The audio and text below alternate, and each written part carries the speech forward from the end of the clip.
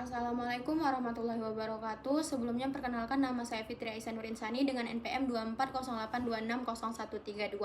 Baik, di sini saya akan membuat video penjelasan dari mind map yang sudah saya buat, yaitu untuk remedial block kardiologi. Saya membawa judulnya CHF akut.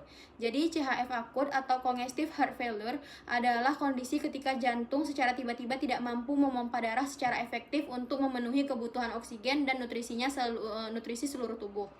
Kondisi ini dapat terjadi sebagai serangan pertama ataupun merupakan perburukan dari gagal jantung kronis yang sudah dialami sebelumnya.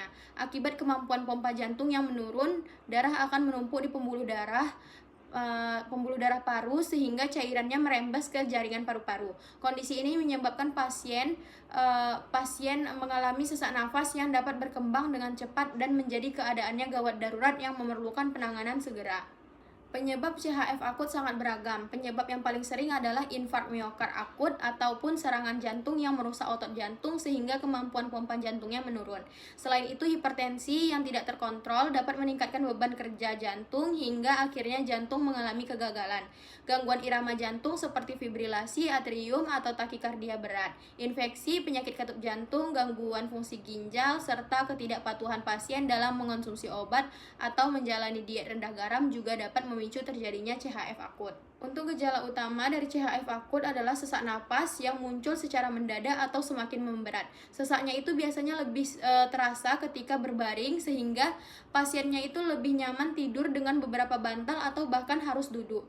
Beberapa pasien juga terbangun pada malam hari karena sesak nafas yang dikenal sebagai paroxysmal nocturnal dyspnea. Selain itu, dapat ditemukan batuk berbusa yang terkadang berwarna merah muda akibat edema paru. Pembengkakannya pada tungkai, cepat lelah, jantung berdebar-debar, serta penambahan berat badan akibat penumpukan cairan di dalam tubuh.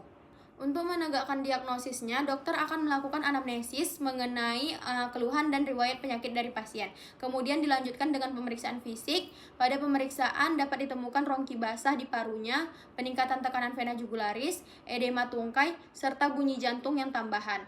Pemeriksaan penunjangnya meliputi fototoraks untuk melihat adanya bendungan paru ataupun pembesaran jantung. Elektrokardiografi atau EKG untuk menilai gangguan irama maupun tanda serangan jantung. Pemeriksaan BNP ataupun NT-proBNP sebagai penanda gagal jantung, serta ekokardiografi untuk mengevaluasi fungsi pompa jantung dan mencari penyebab yang mendasarinya.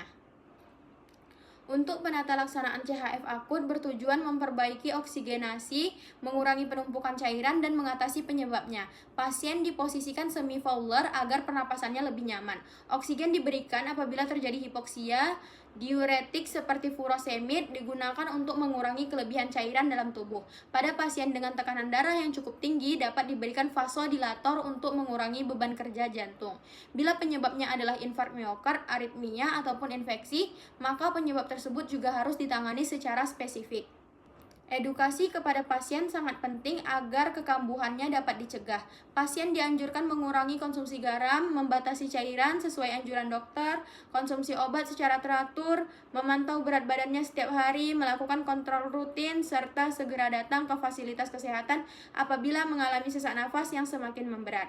Bengkak pada tungkainya bertambah ataupun berat badannya meningkat secara cepat dalam beberapa hari. Baik, sekian dari saya. Apabila ada kesalahan dan kekurangan, saya mohon maaf. Saya akhiri. Wabillahi taufiq wal hidayah. Wassalamualaikum warahmatullahi wabarakatuh.